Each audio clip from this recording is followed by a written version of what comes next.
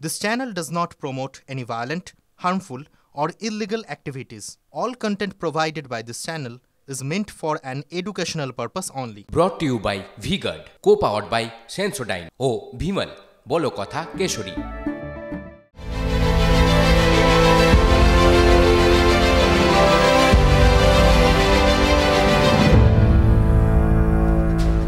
নমস্কার, আপনারা দেখছেন TV9 বাংলা। রাত ৮টা মানেই হাজির ঠোঁটকাটা হাজির মানেই সেই সমস্ত বিষয় আরও একবার আপনাদের সামনে পুঙ্খানুপুঙ্খ বিচার এবং সেই প্রশ্নগুলোর উত্তর খোঁজার চেষ্টা। আজ শুরুতেই বিরাট একটা খবর দেবো আপনাদের। হ্যাঁ, শুধু বিগ ব্রেকিং এটাকে বলবো না, এটাকে বলতে পারেন আপনারা big big big breaking news. কাণ্ডটা করেছে কোচবিহারের জেলা পুলিশ। ইদানিং বারবার মুখ্যমন্ত্রী আইনের শাসন প্রতিষ্ঠা নিয়ে বোমা ফাটিয়ে যাচ্ছেন। কোচবিহার জেলা পুলিশ যেন সেটা করে দেখালো।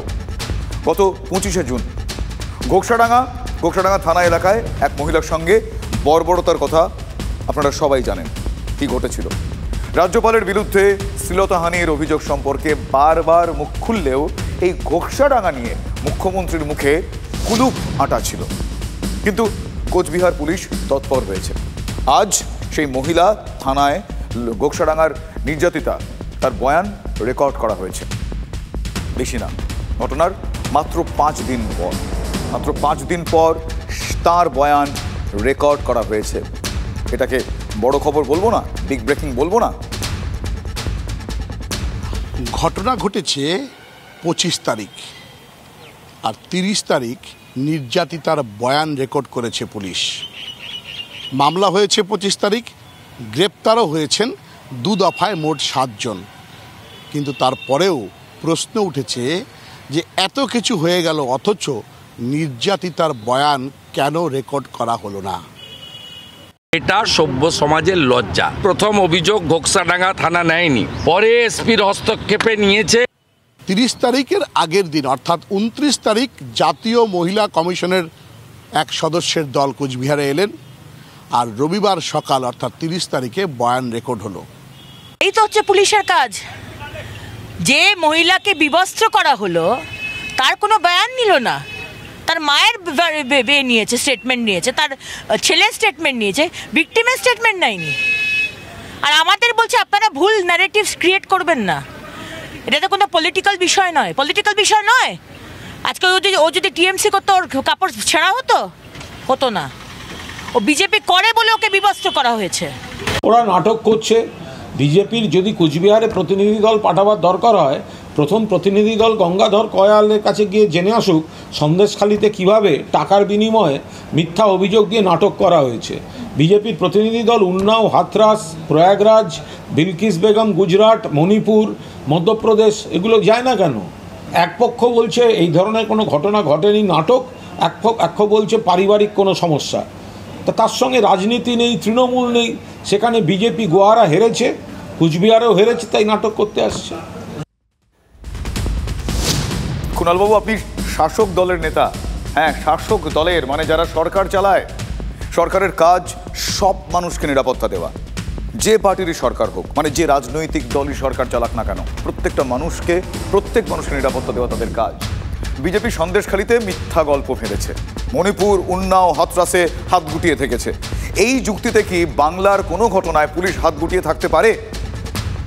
এগুলো একেবারেই বাজে যুক্তি। নির্যাতিতা তিনি কি বলছেন, কি হয়েছিল তার সঙ্গে, শুনুন এবার। প্রথমে একটা মহিলা যে আগ পাশে আগাইতে গেলে আমার বল যে উড়ে গেছে, যে কেন আগান, কয়ে না বিজেপি করে আজ দেখাবো। তখন চুলির মুঠে ধরার মাত্র আরেকটা মহিলা বেলাস ছিঁড়ি দেল, তারপর কাপড় খুলে নিয়ে নদীর পাল্টাল, সায়াটা আসলো ওটাও ছিঁড়ি দেওয়ার পরে যখন চুলের মধ্যে আমাকে 1 কিলোমিটার খালি দেহা ধরে নিবড়ে, এ পাকে একবার পাকায়, একবার ও পাকে পাকায়। শুনলেন কুণালবাবুরা, নিশ্চয়ই শুনলেন নির্যাতিতার কথা, কীভাবে বললেন তিনি, কি ঘটেছে তার সঙ্গে। তাকে বিবস্ত্র করে 1 কিলোমিটার রাস্তা হাঁটানো হয়েছে। ভাবুন, এরকম অবস্থায় পুলিশের কি করা উচিত, সেটা এবার শুনুন কুণালবাবুর দলেরই সিনিয়র এক মন্ত্রীর কথায়। বিবস্ত্র করে মহিলার ওপর অত্যাচার যদি হয়ে থাকে, অন্যায় হয়েছে। কারা করেছে পুলিশ নিশ্চিতভাবে দেখবে। পুলিশের কি করা উচিত সেটা তো বললেন রাজ্য মন্ত্রিসভা নাম্বার 2। পুলিশ কি করলো? ঘটনার 5 দিন পর নির্যাতিতার বয়ান রেকর্ড করলো, সেটা আগেই বলেছি। আর কি করলো এবার বলবো। অভিযোগ করা হয়েছে, অভিযোগটাও দেখেছি। ওখানে ওই অভিযোগটা লিখেছে কে? সেখানে তো এই রাজনীতির অঙ্গ বা আপনার সাথে এই যে পারিবারিক দ্বন্দ্বের কথা উল্লেখ রয়েছে, এই এফআইআরটা লিখতে গিয়েও কি কোনো সমস্যা তৈরি হয়েছে? সেদিন কোনায় আমার বাবা গেছিল, আমার বাবার তো লেখাপড়া নাই, ভয়ে আতঙ্ক হয়েছে। তারপর শুনছে টিএমসির পার্টির লোকগুলো সব ঘোকসাডাঙ্গা হচ্ছে, হাঁক দেখ করে নেকছে।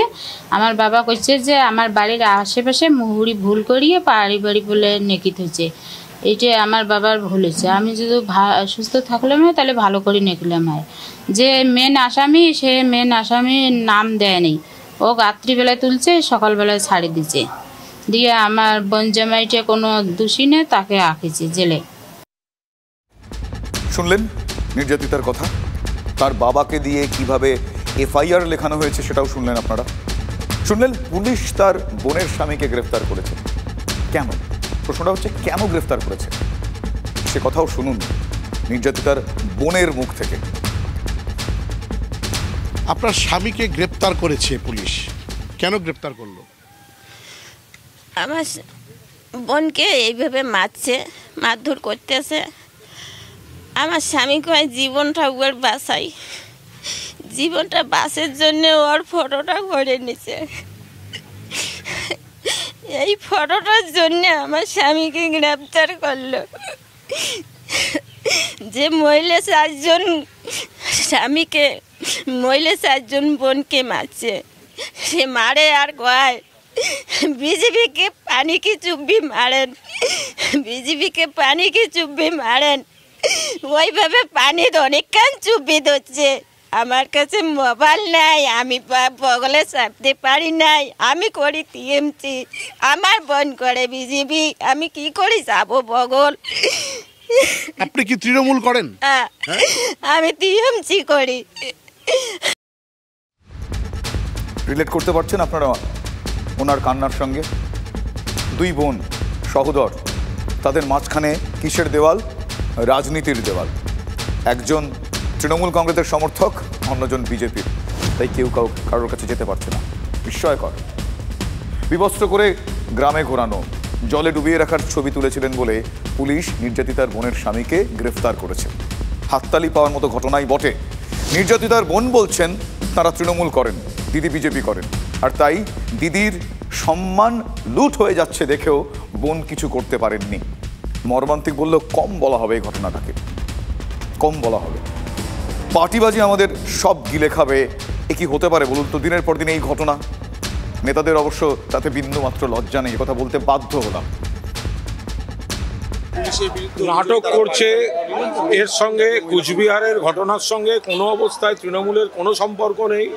হয় ওই গঙ্গাধর কয়ালের বয়ানের মতো কেস নাটক করা হচ্ছে, মিথ্যা অভিযোগ করা হচ্ছে, অথবা তাদের ব্যক্তিগত পারিবারিক ওগুলো, তার সঙ্গে রাজনীতি বা তৃণমূল কংগ্রেসের কোনো সম্পর্ক নেই।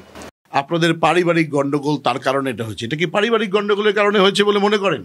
বাড়ি গন্ডগোল হইলে তাইলে আমাদের একটা নতুন ছাপড়া তুলছি, ছাপড়াটার মধ্যে কেন টিএমসি ঝান্ডা নিয়ে বাঁধি তুল? পুলিশ যে তদন্ত করুক তো 3-4টে ঝান্ডা কেন দিছে আমাদের বাড়িতে? ন্যাশনাল ক্রাইম রেকর্ড তথ্য বলে মহিলাদের উপর নির্যাতন, নারী নির্যাতন, ডোমেস্টিক ভায়োলেন্স, নারী পাচার, এই সব ধরনের ঘটনাগুলো বিজেপি শাসিত রাজ্য তথাকথিত উত্তরপ্রদেশ, মধ্যপ্রদেশ, এগুলোতে অনেক বেশি। বাংলা মহিলাদের জন্য যথেষ্ট সেফ। কেন্দ্রের সরকার যে আদ্যপ্রান্ত নারী বিরোধী, সেটা মণিপুরে মহিলাদের দর্শন করে প্যারেড করানো থেকে প্রমাণিত হয়। সেই এক বুলি আউড়ে যাচ্ছেন। ঠোঁটকাটা সরাসরি প্রশ্ন করছে আজকে, ঘোকসাডাঙ্গার ওই মহিলাকে বিবস্ত্র করে 1 কিলোমিটার রাস্তা হাঁটানো হয়েছিল কি না? তাকে জলে ডুবিয়ে মারার চেষ্টা করা হয়েছিল কি না? হয়ে থাকলে পুলিশ কি করেছে? National crime records bureau, Manipur, Hathras এসব না আউড়ে এই প্রশ্নের উত্তর দেবেন কি কুণাল ঘোষ, শান্তনু সেনরা? একটু মানবিক হবেন কি? এক মহিলার ওপর নির্মমতার এই ঘটনায় একটু লজ্জা পাবেন কি? একটু লজ্জিত হবেন কি আপনারা? সব কিছু ভোটের হার জিতের অঙ্কে হিসেব নিকেশে দেখা আদৌ কোনোদিন বন্ধ করতে পারবেন? ইচ্ছাটুকু আছে? মাথাভাঙার ওই নির্যাতিতাকে ন্যায় বিচার দিয়ে কি প্রমাণ করতে পারবেন? বাংলাকে তারা মণিপুর, হাথরাস, উন্নাওয়ের মতো হতে দেবেন না। করুন না চেষ্টা। মারেন কাপড় চোপড় ছিঁড়েন না, কয় কি কয় তুমি বিজেপি করে আর তোর মান ইজ্জত আছে। তখন কাপড়টা খুলে নিয়েও নদীতে পাল্টা। দুটো বাচ্চারা দৌড়িয়ে এসে কয় আমার মা মারবেন না, কি কান্না করে দিচ্ছে। বাচ্চারা তখন ধাক্কে পেরে দেয়। শেষে আনি পানি চুপি ধরে পানি খেয়ে তারপর যখন পেরে আরো হেপাকে শীতল করিয়ে চুলের মুখে সাইডে জনে ধরছে। 32 বছর বয়স্ক একজন মহিলা, তার যে নগ্ন দেহ, সেটা কি তাদের বিবেককে নাড়া দেয়? এটা যারা মণিপুর নিয়ে গলা পাঠান, টিপ পাঠান, হাতরাস নিয়ে চিৎকার করেন, তাদের যে আসল চরিত্র স্বরূপ মমতা ব্যানার্জির মুখ আর মুখোশ, এটা প্রকাশিত হয়েছে। সংখ্যালঘু মুসলমানদের বলবো আরো দল বেঁধে ভোট দিন। আরো একটা বিষয় আমি বলতে ভুলেই গিয়েছি, পুলিশ খুব কড়া। 7 জনকে গ্রেফতার করলেও 2 জন এরই মধ্যে ছাড়া পেয়ে গিয়েছে। কি আরেকটা হাততালি দেওয়া দরকার, পুলিশের প্রাপ্য এই হাততালি। ঘটনার সঙ্গে রাজনীতির যোগ না থাকলে, ঘটনার সঙ্গে তৃণমূলের লোকেরা যুক্ত না থাকলে পুলিশ এরকম ভূমিকা নেয়? কি বলেন আপনারা? কেন যে ধামাচাপা দিতে চাইছেন কুণাল ঘোষরা, কি কারণে? মাথাভাঙায় যাওয়া জাতীয় মহিলা কমিশনের সদস্য ডেনিলা অংবুপের কথাটা সব দলের নেতারা শুনবেন তো? পুলিশ অফিসাররা শুনবেন তো? মেনে চলবেন তো? আমরা শুধু শান্তি চাই, নিরাপত্তা চাই। ये सब नहीं होना चाहिए। चाहे उन्होंने जो भी एलिगेशन किया है वो हम लोग उसको फिर से ध्यान से देखेंगे, कंक्लूड नहीं करेंगे इसके बारे में कि वो बीजेपी के सपोर्टर हो या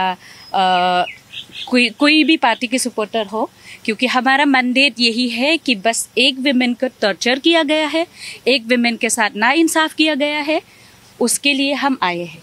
चाहे वो विमेन कोई भी पार्टी से हो, वो हमारा प्रायोरिटी कि वो विमेन है, इसलिए हम यहाँ पर आए हैं। আমরাই শুধু ভালো, বাকি সবাই খারাপ। সুকুমার রায়ের সেই ছড়াটা মনে পড়ে যাচ্ছে, আমরা ভালো লক্ষ্মী সবাই, তোমরা ভারী বিশ্রী, তোমরা খাবে ডিমের পাঁচন, আমরা খাবো মিশ্রি। এটাই এখন রাজনীতির দস্তুর। মানে নারী নির্যাতন হলে তৃণমূল আঙুল তোলে মণিপুর, হাথরাস, উন্নাওয়ের দিকে, আর ওই সব ঘটনা দিয়ে টু শব্দটিও করেন না বিজেপি নেতারা। কিন্তু রাজ্যে নারী লাঞ্ছিত হলে হই হই করে তারা ঝাঁপিয়ে পড়েন। ঘোকসাডাঙ্গার নির্যাতিতা তাদের দরেরই সংখ্যালঘু মোর্চার জেলা নেত্রী, তাই তোড়জোড় আরও অনেকটা বেড়ে গিয়েছে। আগামীকাল থেকে বিধানসভা চত্বরে ধর্নায় বসতে চান বিজেপির মহিলা এমএলএরা। তা নিয়ে হয়তো আরও একটা ধুন্ধুমার কাণ্ড বেঁধে যাবে, ওই রাজনীতির খেলা। বিধানসভা চত্বরে ধর্নায় বসে আছেন 2 তৃণমূল এমএলএ, সায়ন্তিকা বন্দ্যোপাধ্যায় এবং রেয়াত হোসেন। তাদের পাশে গিয়ে বসছেন ডেপুটি স্পিকার আশিস বন্দ্যোপাধ্যায়, পরিষদীয় মন্ত্রী শোভনদেব চট্টোপাধ্যায়, হেভিওয়েট মন্ত্রী ফিরহাদ হাকিম, অরূপ বিশ্বাস, শশী পাঁজারা। মিডিয়ার ক্যামেরাও হাজির। আমি ভিতরে আজকে কেন? আপনাদের তো ব্যান ছিল এখানে, তো দেখা যাচ্ছে নবনির্বাচিত যারা প্রতিনিধিরা তারা বিক্ষোভ দেখাচ্ছে। আচ্ছা, এই জন্য আপনাদের অ্যালাউ করা হচ্ছে। মানে বিধানসভা সকলের জন্য নয়, তৃণমূল কংগ্রেসের জন্য। এক যাত্রায় তো পৃথক ফল হয় না, পৃথিবীটা তো গোল। গত নভেম্বরে রাজ্যের প্রতি কেন্দ্রের বঞ্চনার অভিযোগে বিধানসভা চত্বরে ধর্নায় বসেছিলেন মুখ্যমন্ত্রীর নেতৃত্বে তৃণমূলের এমএলএরা। হঠাৎ গাড়ি বারান্দায় বিরোধী দলনেতার নেতৃত্বে পাল্টা ধর্নায় বসে পড়েন বিজেপির এমএলএরা। কেউ থালা বাজাচ্ছেন তো কেউ বাঁশি বাজাচ্ছেন, একদম ছেলে মানুষই কারবার।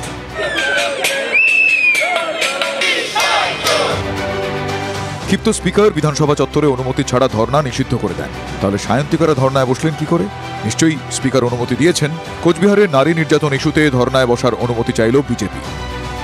আমাদের দিদিরা, দিদি ভাইরা, তারাও সোমবার বসছে। আমাদের চিফ হুইপ চিঠি পাঠিয়ে দিই। মিথ্যাচারের উপর দাঁড়িয়ে তারা যদি নাটক করতে চান তা নাটক করবেন। আশা করি সেদিন এক যাত্রায় পৃথক ফল হবে না। বিরোধী দলনেতার ইচ্ছে পূরণ হল না। বিজেপির মহিলা এমএলএদের ধর্নায় বসার অনুমতি দেননি স্পিকার। অনুমতি বিধানসভা কর্তৃপক্ষ দিচ্ছে না, এটা স্পষ্টতই জানিয়ে দেওয়া হয়েছে বিজেপি পরিষদীয় দলকে। কিন্তু তারপরেও নিজেদের অবস্থানে অনড় তারা। গেরুয়া শিবির জানাচ্ছে যে বিধানসভার চৌহদ্দির মধ্যেই বিধায়ক যারা রয়েছেন, মহিলা বিধায়করা রয়েছেন, তারা ধর্ণা কর্মসূচি করবেনই। আর সেদিনও সায়ন্তিকা বন্দ্যোপাধ্যায়, রিয়াত হোসেন সরকাররাও ধর্ণায় বসে থাকবেন। তাহলে কি কোথাও গিয়ে একটা সম্মুখ সমর দেখা যাবে বিধানসভার অন্দরে? আবারও কি ফিরবে নভেম্বরের সেই স্মৃতি?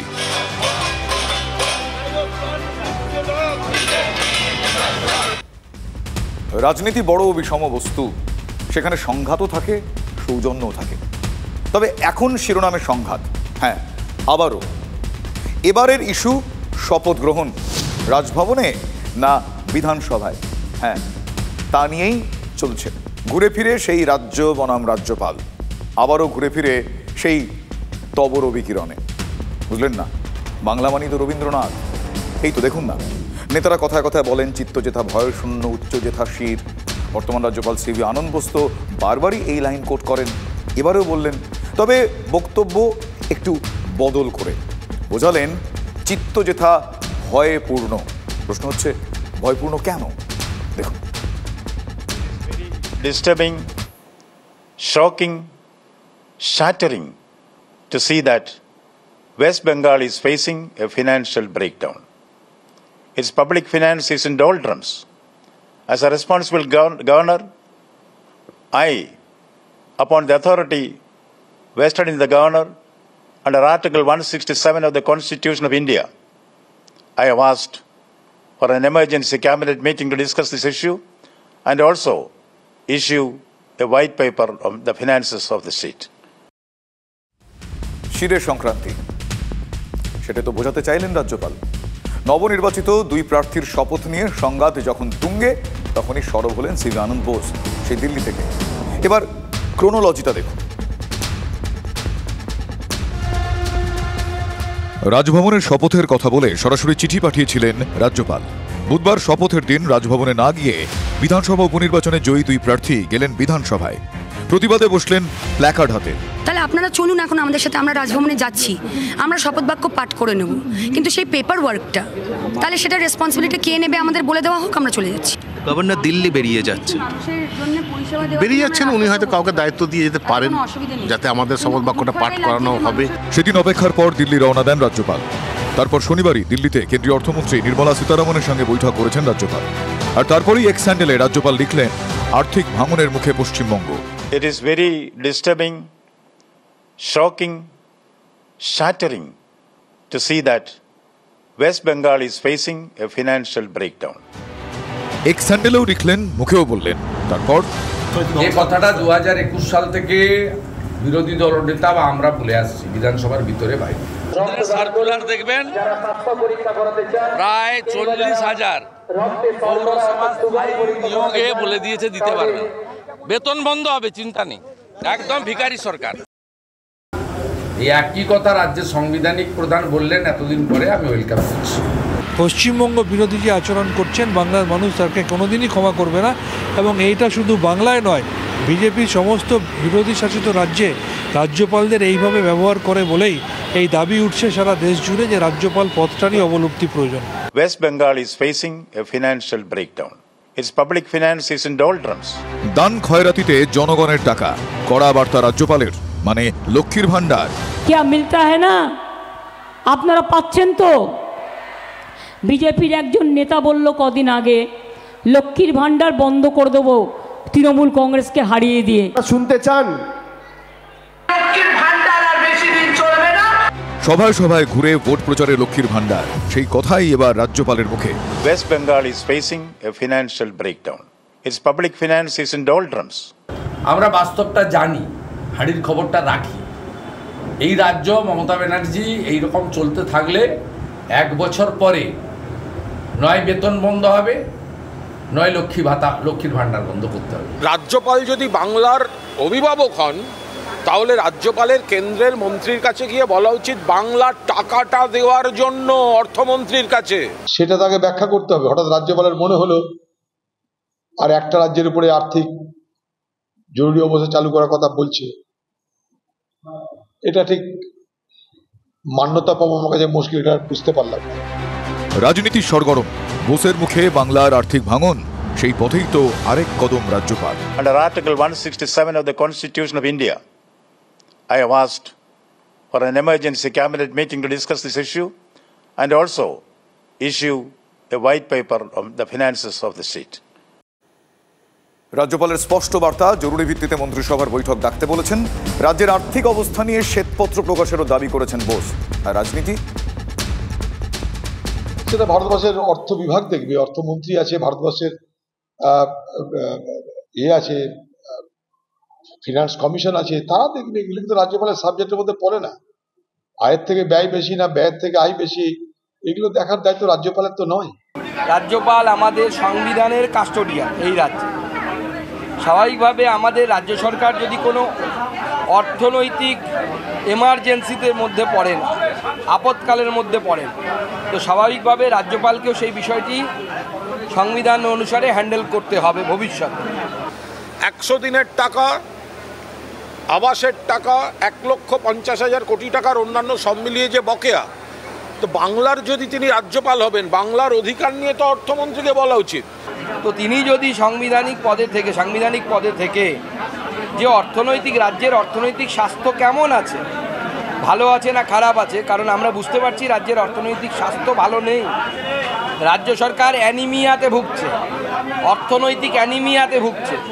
তার বদলে যদি তিনি অন্য কিছু বলে থাকেন, তাহলে বাংলার অভিভাবক যদি বাংলার বিশ্বাসঘাতকের ভূমিকা পালন করে থাকেন, তাহলে সেটা দুর্ভাগ্যজনক।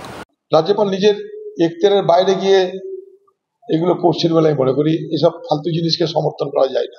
তো স্বাভাবিকভাবে এই রক্তাল্পতা দূর করার জন্য যদি রাজ্যপাল কাউকে সাহায্য করতে চায়, রাজ্য সরকারকে সাহায্য করতে চায়, আমার মনে হয় রাজ্য সরকারের সেই সহযোগিতা নেওয়া উচিত। আমি পরিষ্কার বলছি, অন্য ইস্যু থেকে নজর ঘোরাবার জন্য এই ধরনের প্রচার করেছে রাজভবন।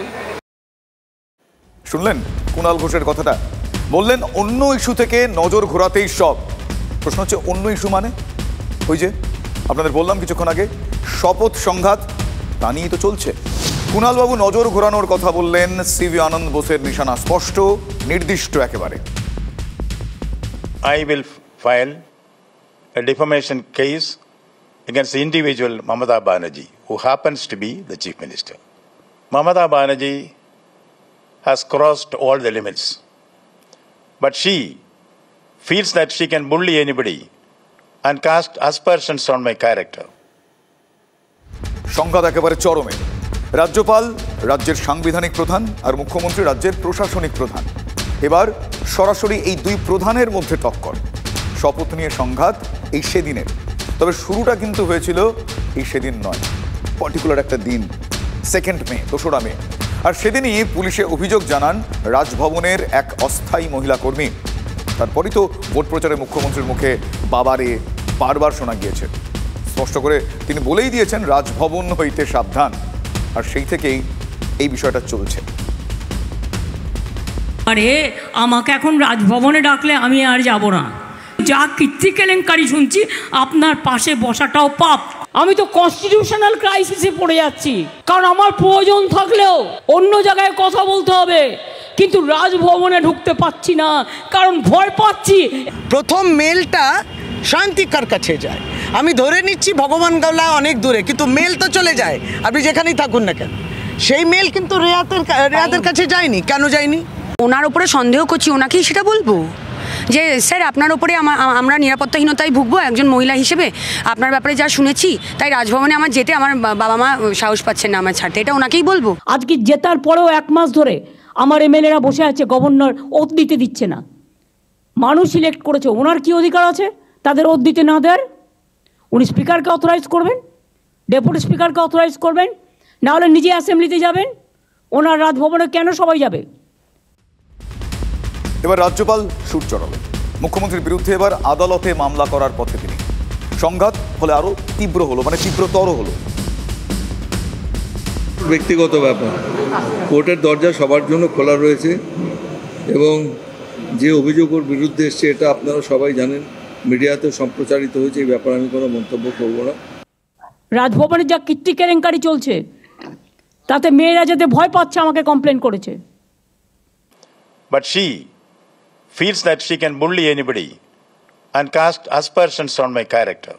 মুখ্যমন্ত্রী বলেছেন, রাজ্যপাল যদি মনে করেন যে এটা সত্যতা কোনো নেই, তাকে তো বলতে হবে যে যে প্রেক্ষাপটে মাননীয় মুখ্যমন্ত্রী বলেছেন সেটার কোনো সারবার্তা ছিল না বা সেটার মধ্যে কোনো সত্যতা ছিল না, তবেই মানহানির প্রশ্ন আসে, তাছাড়া আসে না। ইন্ডিকেশন অর্থাৎ যে ধরনের ইঙ্গিতপূর্ণ মন্তব্য মাননীয় মুখ্যমন্ত্রী সাংবিধানিক পদে থেকে করলেন, এই মন্তব্য মহামান্য রাজ্যপাল অর্থাৎ সাংবিধানিক প্রধানকে অপমান করা। তার তো ব্যক্তিগত মান সম্মান আছে, প্লাস পদের মান সম্মান আছে। অনুরোধ করব যে এটা করার আগে উনি 10 বার ভাববেন, বিজেপি বা কারুর কথায় প্ররোচিত হয়ে এমন কিছু করবেন না যেটা আবার নিজের মান সম্মান নিয়ে টানাটানি পড়ে যায়। তার মানে রাজ্যপালের চেয়ারের একটা মর্যাদা আছে।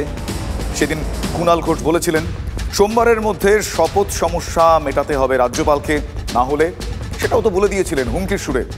দেখুন, সোমবার বিকেল 3টের মধ্যে যদি এর জটিলতার অবসান তিনি না করেন, তাহলে কিন্তু মঙ্গলবার untold story of hotel Taj palace new Delhi এটা কিন্তু সামনে আসবে।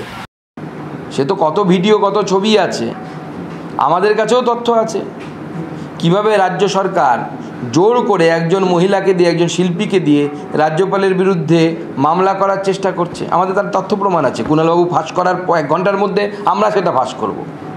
কুণালবাবু ফাঁস করুক, আমার কাছে আছে, আমার মোবাইলেই আছে। এখন দিচ্ছি না, টাটকা টাটকা দেবো, গরম গরম দেবো কুণালবাবুকে। আমি একটাই কথা বলেছি, সোমবারের মধ্যে যদি কোনো ইতিবাচক জট খোলার পদক্ষেপ মহামান্য রাজ্যপাল না নেন, সেক্ষেত্রে মঙ্গলবার কোনো একটি ঘটনা সামনে আসবে। দেখুন, এসব হুঁশিয়ারি দিয়ে তো লাভ নেই। রাজ্যপাল মহাশয় কিছু করার ক্ষমতা হলে করুন। আপনাকে নিযুক্ত করেছে রাষ্ট্রপতি, তার কাছে যান, তাকে বলুন।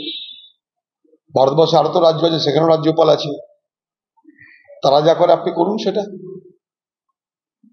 মানহানির মামলা করতে যাওয়ার কথা বলাটা খুব ভালো, কিন্তু মানহানির মামলা করার সময় খেয়াল থাকে যেন যে কোর্টে কিন্তু তারপরে চুলচেরা বিশ্লেষণ হবে, ফলে সেইগুলো খেয়াল রেখে এই ধরনের পদক্ষেপ নিলে আমার মনে হয় ভালো হবে। সবাই তিনি কোর্টে যাবেন ঠিক করেছেন, তো তাতে আমরা তো কেউ কিছু বলতে পারি না। কোর্টে যান, গিয়ে কোর্টে বিচার হওয়া উচিত।